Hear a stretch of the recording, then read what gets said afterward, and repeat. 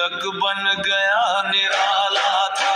राणा प्रताप के घोड़े से पड़ गया हवा को प्याला था। रण बीच चौकड़ी घर घर कर चेतक बन गया निराला था।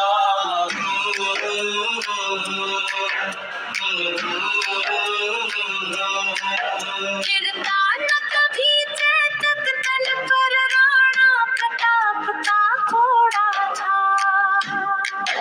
गिरता न कभी चेतक तन पर राणा प्रताप का घोड़ा था। वह दौड़ रहा और मस्तक पर या आसमान पर घोड़ा था।